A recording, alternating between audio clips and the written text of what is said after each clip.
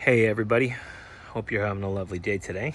Wanted to make a quick video to share another little aspect of the operation here at Renegade Spores. So right here, what I've done is I've taken this hedge trimmer, which works amazingly to chop up straw. So we got these straw bales, but they're in big long strands, and so the mycelium is going to colonize that a lot faster if we chop it up. So I use this to chop up this straw, and over here in this bucket we have some sawdust spawn from yellow or golden, I guess golden oyster mushrooms. So I mixed this up with a little bit of shavings from the chainsaw. We've been processing a whole bunch of logs over here, so I end up with a lot of shavings, which is awesome. This stuff makes for great food for our mycelium. But I'm going to mix this up. I'm going to make a mixture of this sawdust here with the spawn and some of this chopped up straw.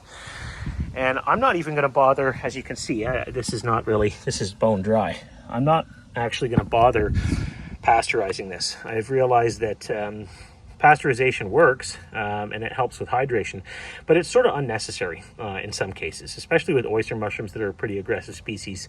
Also, if you allow a little bit of competition, obviously you don't want a lot of competition, you don't want a lot of bacterial or other fungal competition, but if you allow a little bit of competition into your inoculation, then your mycelium is going to develop an immune system, and you're going to end up with a stronger, more intelligent strain. So that's basically what we're up to here. I'm just going to mix some of this up in there, and just grab a couple handfuls.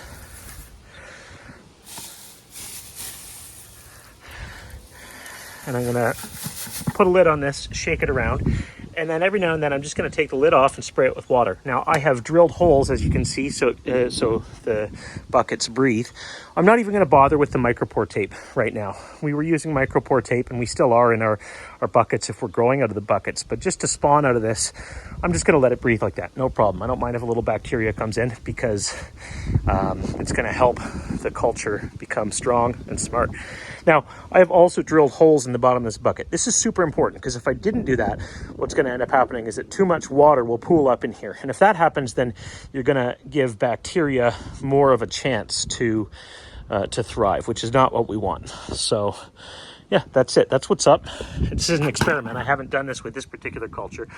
With the blue oysters and some of the other species that we're working with here, it works really well. This is pink oyster. It's just the other half of a spawn bag I used to install some beds in the back garden, which I'll show you in the near future. But we're doing a lot of work, cool work over here, a lot of experiments based upon, what I see other mushroom farmers doing is super cool.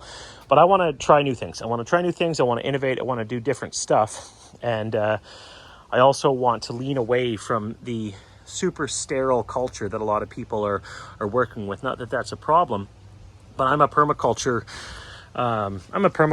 before a mushroom farmer. So I understand the value of biodiversity and soil diversity. And this is an example here. This culture, we thought that this was done. We thought it had gone bacterial and the mushrooms weren't going to succeed. And eventually, we ended up seeing a whole bunch of mushrooms pop out. So we don't have a single failed culture here, actually. So far, not one of our cultures has failed. We had a couple that we thought were going to fail, and then we repurposed the straw or the wood chips and used them in hugel cultures as just to do some soil work.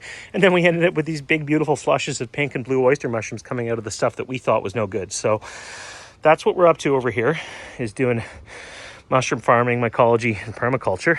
And I'm putting a bit of a different spin on it and innovating. And, thank you to all the other mushroom farmers out there who I'm learning from.